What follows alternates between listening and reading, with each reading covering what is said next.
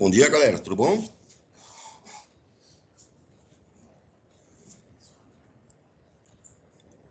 Oi, pessoal. Tudo bem? Estão me ouvindo aí? Bom dia, professor. Bom dia. E aí, tudo certo? Tudo sim, o senhor? Tudo bem. Tranquilo. Como é que foram de final de semana? Foi bom, e o seu? Bom. Um calor da bexiga. Pelo amor de Deus. Mas vamos lá. Vamos lá. Começar a nossa semana aí. Vou fazer minha chamadinha aqui, que eu dei um prazinho maior para o pessoal entrar nessa primeira aula. E já vamos lá para o nosso conteúdo aqui. Deixa eu ver onde é que está aqui a minha lista de chamada. Pera lá. Aqui. Estão vendo aí, pessoal? Tabelinha? Sim. Hoje é dia 14. Pessoal, vou fazer minha chamadinha rapidinho aqui. Então, só atenção. Deixa eu ver aqui. Aline? Eu vi que ela tá lá no lobby. Amanda? Aqui. Analice?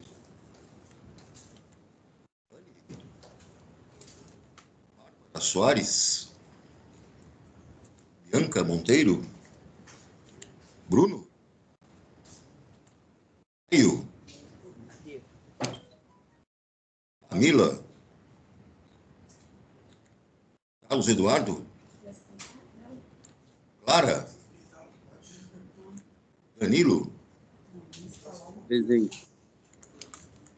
Davi? Gabriel Koji? Eu. Gabriela Rodrigues? Gabriele Junqueira? Presente. Giovana Oliveira? Giovana Braga? Giovanni Chiliani? Aqui. Ana Moreira? Eu. Giovana Santos? Aqui. Guilherme Azevedo? Presente. Guilherme Nascimento? Gustavo Segura? Gustavo Quente? Aqui. Isabela Presente. Carvalho? Pera aí, quem falou presente? Quem que falou O presente? Gustavo dos Reis. Ah. Isabela Carvalho? Isabela Presente. Cerqueira? Presente. Isabela Cruzado? Isabela Gil? Presente. Isadora Cristina? Isadora Cordeiro? Júlia dos Santos? Júlia Virgínia? Laila? Amaral? Lucas Marcos? Presente. Marcele? Aqui. Mateus de Almeida? Presente. Mateus Evangelista? Mateus Cali? Mateus Rodrigues? Mateus Gonçalves? Maísa? Professor, eu tô aqui, ó. Matheus Cali. Desculpa. Mel? Michele? Milena? Natália? Presente, pro. Milena ou Natália? Agora eu perdi aqui. Quem que é a Milena? Tô aqui, pro. Natan? Rafaela Magalhães? Rafaela Santiago? Renan? Thaís Fernandes? Thaísa Chaves? Aqui. Thaís Sayel? Tainá? Vinícius Bezerra? Vinícius Nunes? Presente. Nunes? É. Yasmin? Alguém perdeu a chamada aí, turma? Não? Beleza. Deixa eu ver aqui. Coisa. Tem mais dois aqui. Aline e o Renan. Deixa eu arrumar aqui. Só um instantinho.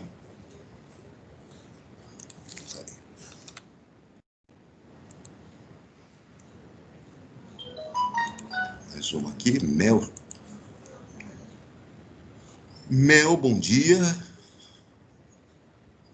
Tá arrumado.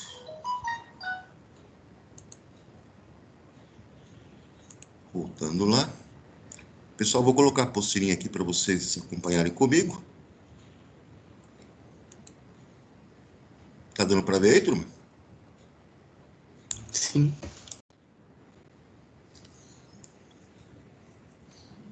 Espelhou aí? Sim. Sim, pro. Pessoal, hidrólise salina, né? Como eu tinha comentado com vocês na última aula, existem algumas situações quando nós dissolvemos um sal na água. Esse sal, então, ele altera o caráter, né, de acidez ou basicidade nessa água.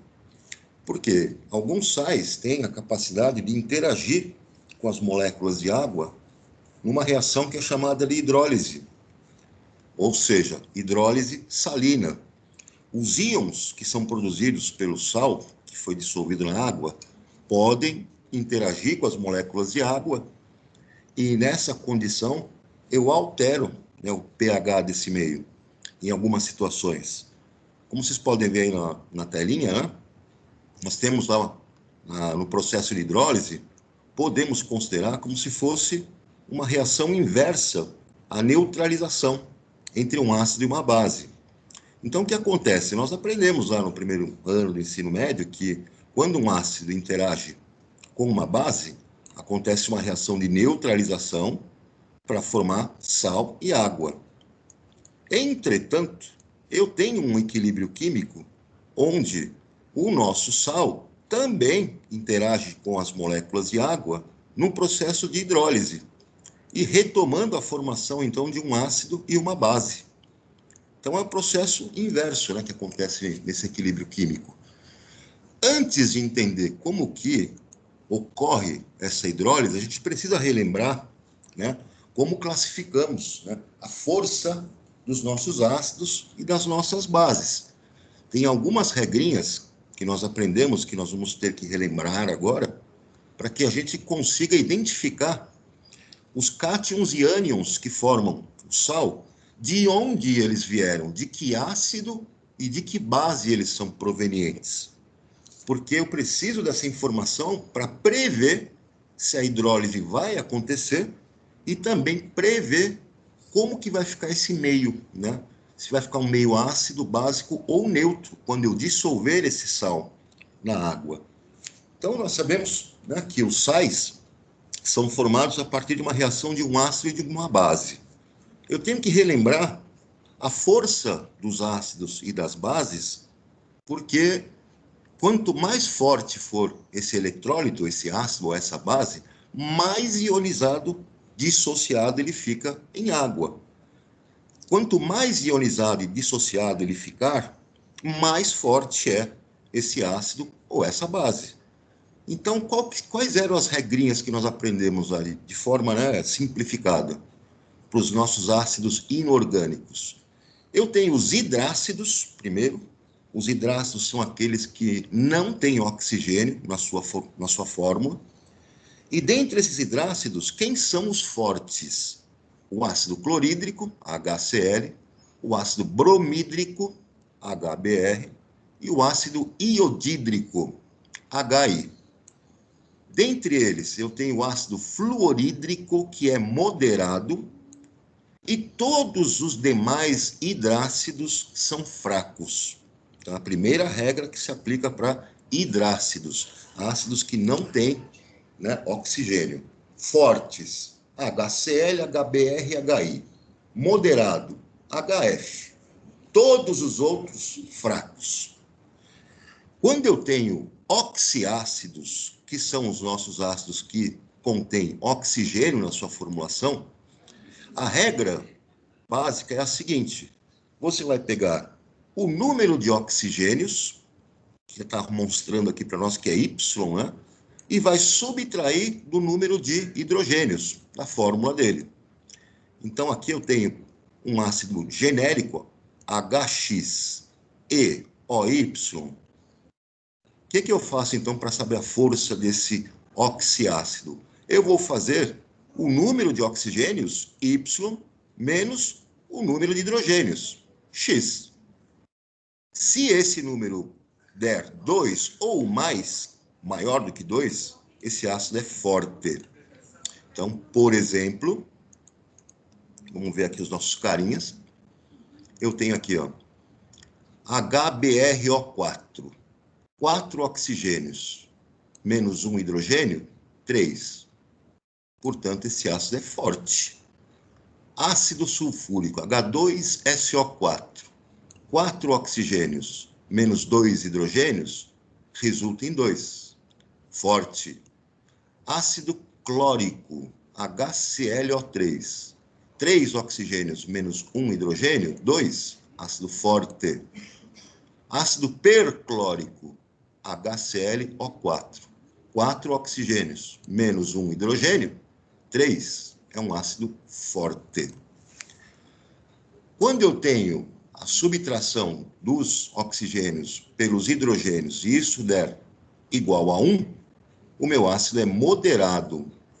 Exemplo, ácido fosfórico, H3PO4. 4 oxigênios menos 3 hidrogênios, 1. Moderado. Ácido sulfuroso, H2SO3. 3 oxigênios menos 2 hidrogênios, 1. É um ácido moderado. Ácido nitroso, 2 oxigênios menos 1 hidrogênio, vai dar 1. Moderado. Ácido cloroso, HClO2. 2 oxigênios menos 1 hidrogênio, vai dar 1. Ácido moderado.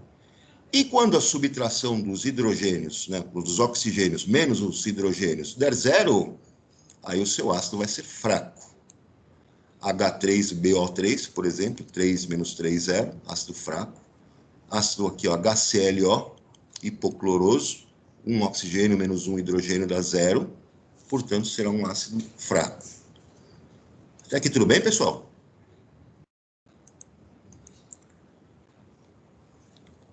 Tranquilo? Oi, pessoal. Tudo certo? Sim. Sim. Tem uma exceção que se relaciona que é o ácido carbônico, né? H2CO3. O ácido carbônico, apesar de ter 3 oxigênios menos 2 hidrogênios, essa subtração der 1, e você achar que ele é moderado, na verdade ele é fraco. Ele é fraco por quê? Porque ele é um ácido instável. Ele acaba se decompondo em gás carbônico e água. Então, o grau de ionização dele é muito fraco. Então, ele funciona aí como uma exceção a essa regrinha prática, né? Com relação às bases, né? Então, com a base, como é que é a força das bases? Depende também, né, do seu grau de dissociação. De forma geral, as bases fortes vão ser aquelas que são formadas pelos metais alcalinos, aquelas do grupo 1 da tabela periódica. Lítio, sódio, potássio, césio, rubídio. Alguns metais alcalinos formam bases fortes também, que são do grupo 2. No caso aqui, o hidróxido de cálcio, o hidróxido de estrôncio, o hidróxido de bário. Então, essas são as bases fortes.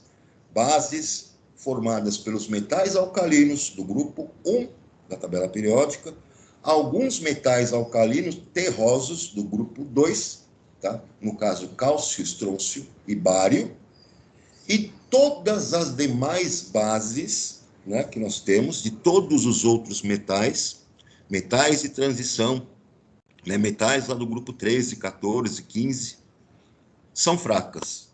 inclusive algumas do grupo 2, de metais alcalinos terrosos, né, que é o caso do hidróxido de magnésio, também uma base fraca. E a base molecular que nós conhecemos lá, o hidróxido de amônio, NH4OH, também é uma base fraca. Até aqui tudo bem, pessoal?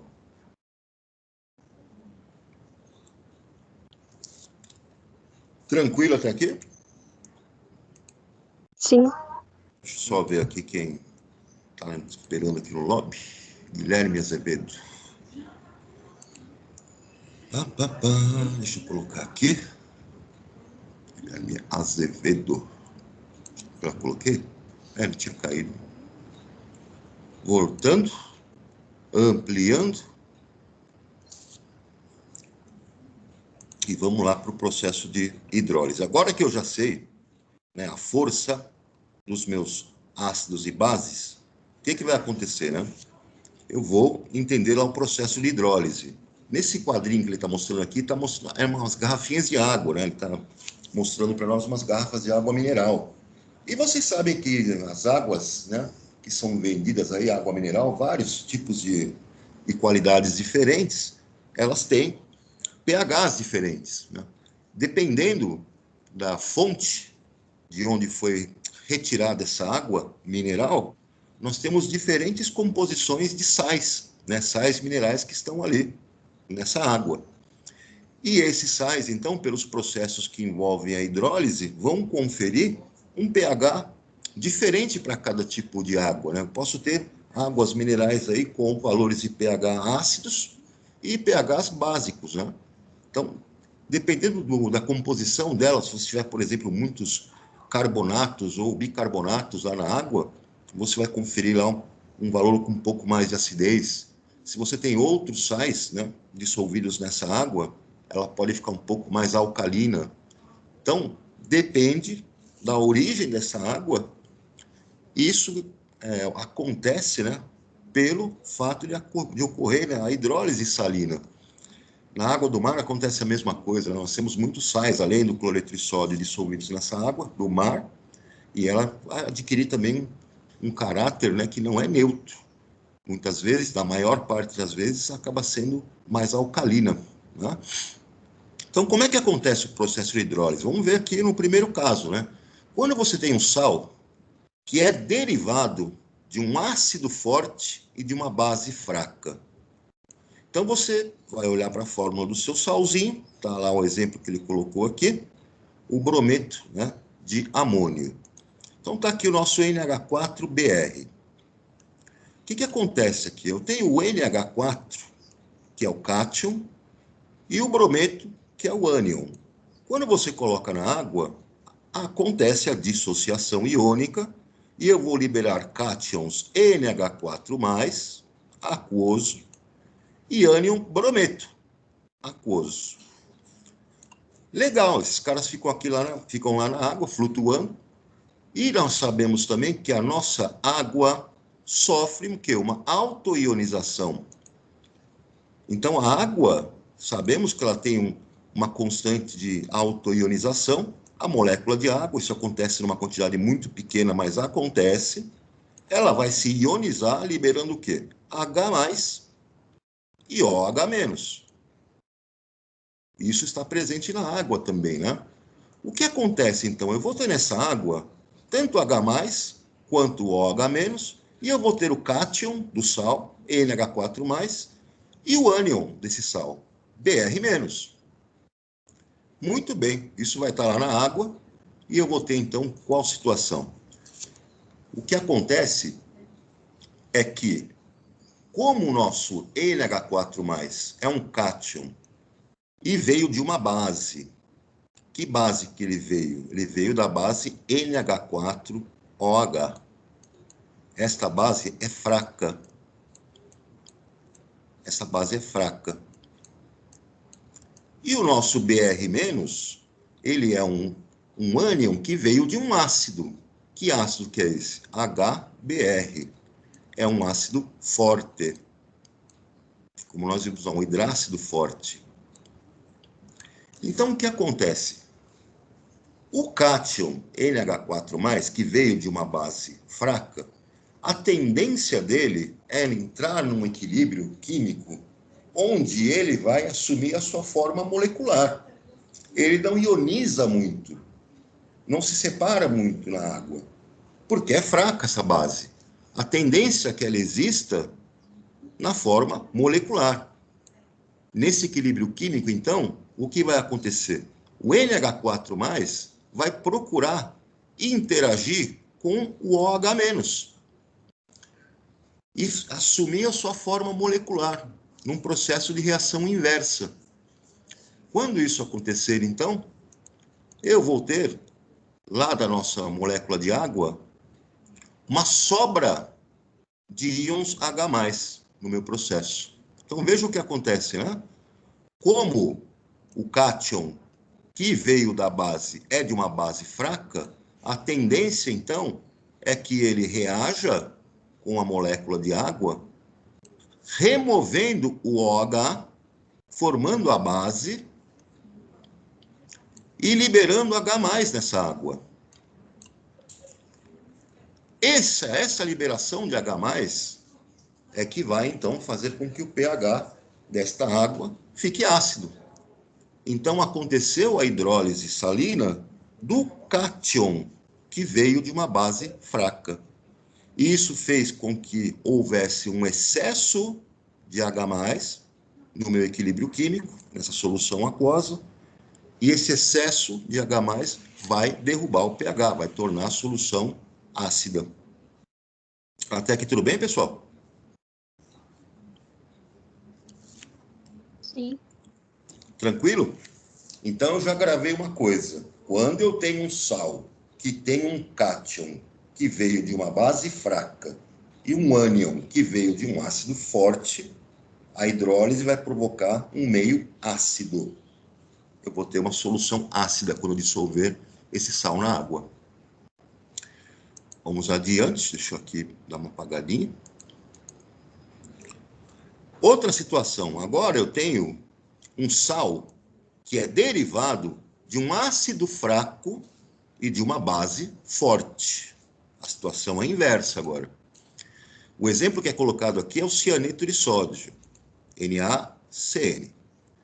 Reparem que o cianeto de sódio, quando eu dissolvo em água, ele vai liberar os cátions Na+, e o ânion, os ânions CN-.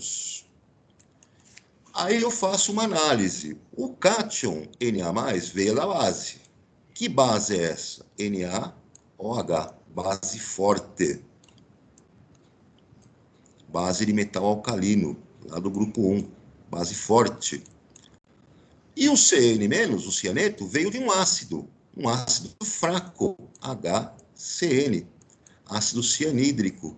Ele é um hidrácido, que não é o HCl, HBr, HI, que são fortes, o HF, que é moderado, todos os demais hidrácidos, como nós vimos lá, são fracos. Então, veja o que vai acontecer, né? Qual vai ser a tendência quando eu dissolver esse sal na água? A água sofre a sua autoionização e libera lá H+ e OH-. O nosso sal, o cianeto, quando ele for, então, dissociado na água, eu vou ter a situação do meu íon cianeto indo buscar o H+ lá da molécula de água. E aí eu vou ter um deslocamento do equilíbrio para a formação do ácido molecular. E isso vai fazer, então, com que fique um excesso, uma sobra de íons OH- na minha solução. Nesse processo de hidrólise, então, vamos ver aqui embaixo, o que vai acontecer, né? Eu tenho o meu ânion cianeto, ele vai, então, interagir com a molécula de água, ele vai arrancar o hidrogênio da molécula de água para formar HCN, que é um ácido fraco, que tem a tendência a existir na forma molecular, sem ionizar. E isso vai fazer, então, que haja uma quantidade de OH- em excesso nesse equilíbrio químico, fazendo com que o pH, então, fique básico. A solução vai ficar básica. Então, quando eu tenho um sal que tem, né, o seu cátion de base forte e o ânion de ácido fraco, a hidrólise vai acontecer, então, no ânion e a minha solução vai ficar básica. Tudo bem até aqui, pessoal?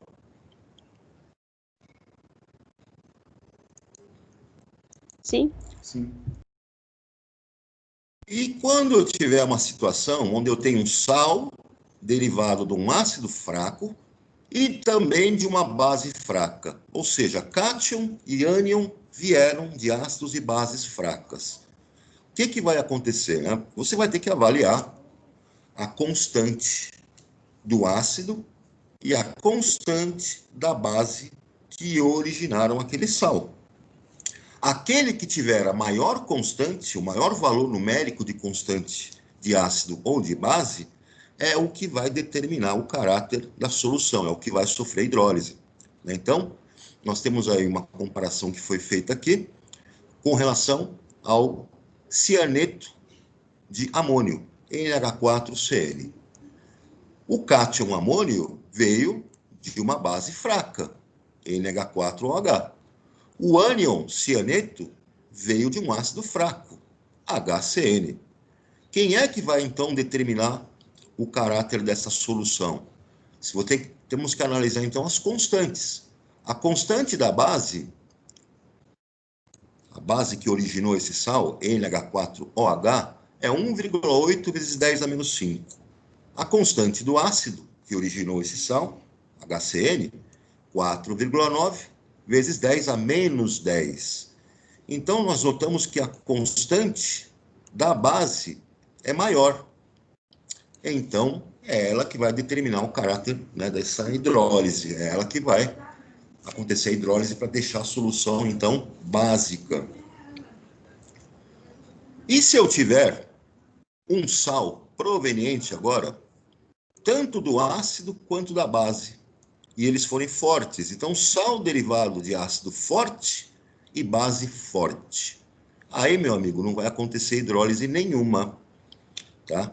Não vai acontecer hidrólise e eu vou ter a minha solução neutra, de caráter neutro. Nem o cátion, nem o ânion são capazes de fazer a hidrólise com a água. O cátion veio de um ácido forte, o ânion veio lá o cátion veio de uma base forte, o ânion de um ácido forte, os dois fortes, a hidrólise não acontece e a solução vai ficar neutra. Tranquilo, pessoal? Até aqui tudo bem? Sim. Sim. Então, uma regrinha prática para você não se perder aí é você olhar para o sal e perceber o seguinte: quem é que vai mandar na solução formada? Aquele que é o forte. Então, se o seu sal é formado por cátion de base forte e ânion de ácido fraco, quem vai mandar é o forte. Então, a solução vai ficar básica. Se o seu sal é formado por um cátion de base fraca e um ânion de ácido forte, quem vai mandar é o forte. Então, a sua solução vai ficar ácida. Se os dois forem fortes, um não manda no outro, a solução vai ficar básica. Vai ficar neutra, né? E se os dois forem fracos, aí você vai ter que avaliar a constante, né? Quem tiver o maior valor de constante vai determinar o caráter da solução formada. Tranquilo, turma? Olha só. Eu vou passar aqui no sistema tampão, depois a gente volta aqui nesse Organize as Ideias, né? O sistema tampão, ele tem a presença, então, de um sal e de um ácido dissolvidos nesse sistema, né, nessa solução. Esse sal, ele é um sal que contém o ânion do ácido e também tem o ácido dissolvido. E normalmente são ácidos fracos. O sistema tampão tem esse nome porque ele faz com que, né, a sua solução sofra pequenas variações de pH, quando você dissolve um ácido ou uma base nessa solução. Então, é um sistema que faz com que os valores de pH se mantenham estáveis não sofram grandes variações quando você dissolve um ácido ou uma base nesse sistema. Nosso corpo, o corpo humano, ele tem um sistema de tampão baseado no bicarbonato, né?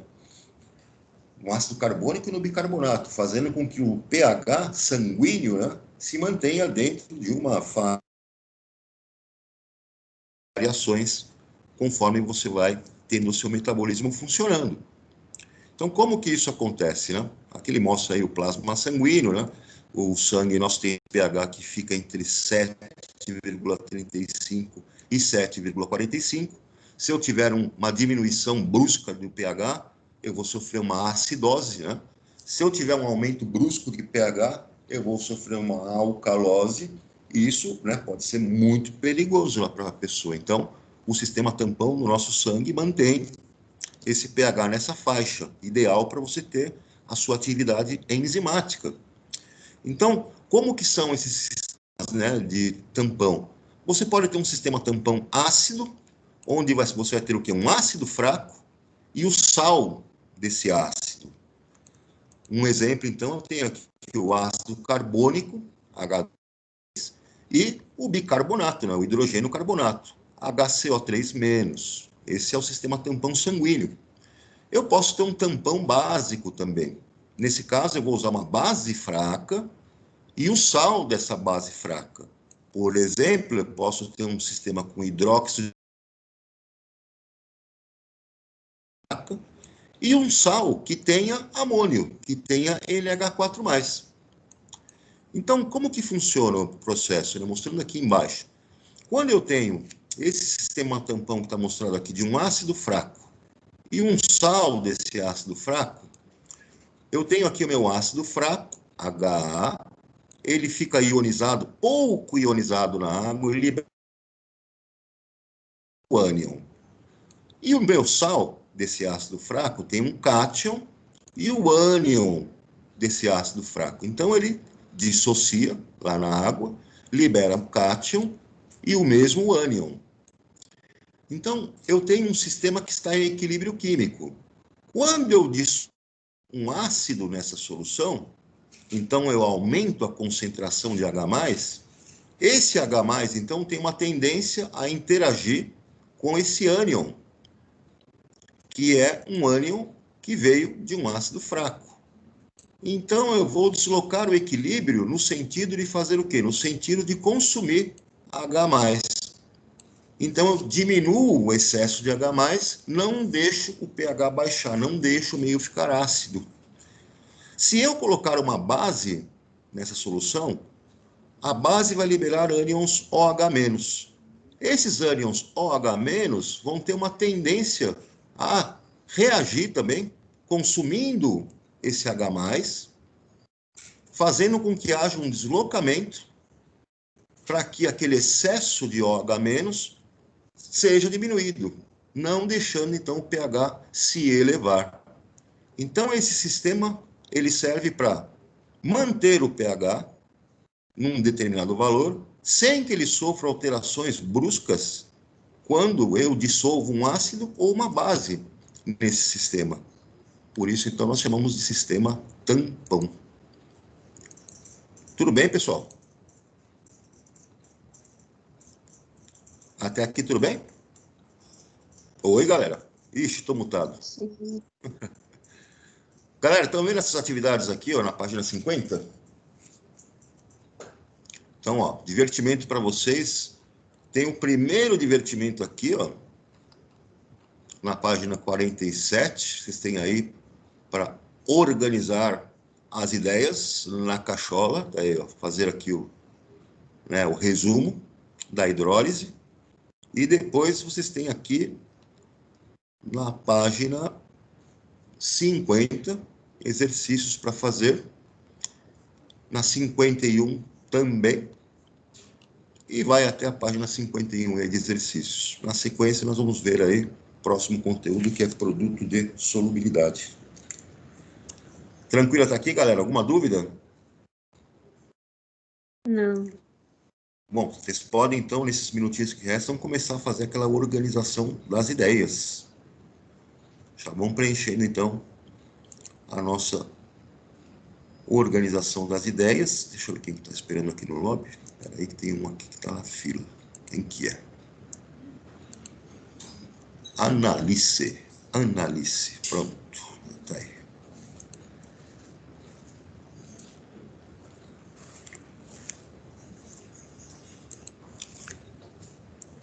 Deixa eu dar uma ampliada aqui, só para a gente ver essa organização nas ideias. Acho que até dá tempo de ver isso agora. Espera lá.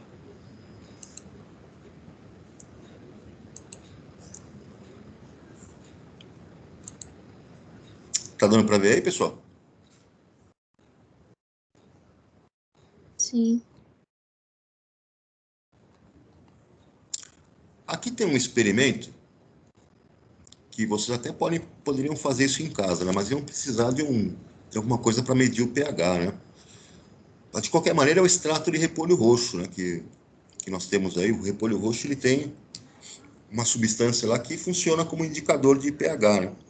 Então, de acordo com a coloração que nós temos lá desse extrato, né, de repolho roxo, eu tenho lá uma indicação aproximada de qual que é o valor do pH. Então, ele mostra aqui, quando eu tenho um pH ácido, né, esse item 1, que ele mostra nesse vidrinho aqui, está bem avermelhado, né? E aqui, quando o pH está básico, né, ele já fica mais esverdeado. Então, ele diz aqui no experimento, né, você tem que pegar aqui comprimido de ácido, né, antiácido efervescente, água destilada, esse extrato de repolho roxo, né, e usar uma solução de ácido clorídrico, a 0,1 mol por litro, e uma solução de hidróxido de sódio, né, a 0,1 mol por litro. E aí você vai acrescentar as gotas aqui, agitar e ver a coloração lá que você ia observar.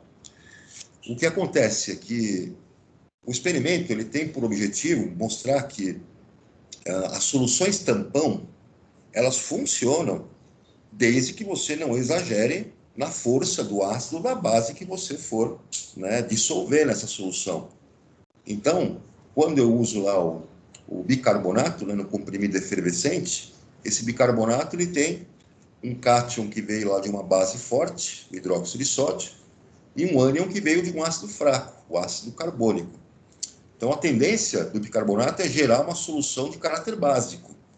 Se eu pingar isso num sistema tampão, ele suporta, ele não vai ter a variação de pH, porque eu estou trabalhando com, né, um ácido que se formou ali fraco. Agora, se eu coloco o hidróxido de sódio, né, nessa solução, é uma base muito forte, ela é 100% dissociada. Então, a quantidade de OH- que é liberada é tão grande, tão violenta, que o sistema tampão não suporta, ele não consegue, né, segurar essa variação de pH. Então, aí ele não vai funcionar mesmo.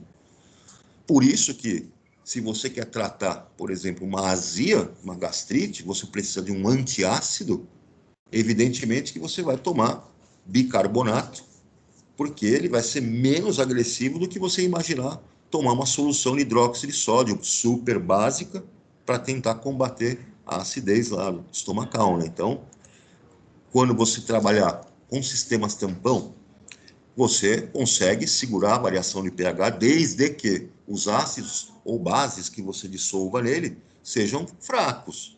Se você pegar ácidos muito fortes e bases muito fortes, o sistema tampão não suporta, ele não vai conseguir funcionar. Ok, galera? Ok. Moçada, alguma dúvida, alguma curiosidade? Tá tudo tranquilo? Tranquilo. Beleza, então. Daqui a pouco a gente se fala de novo lá para nossa aulinha do Enem, então. Abração para vocês, se cuidem, até mais. Tchau, Pro. Tchau, tchau.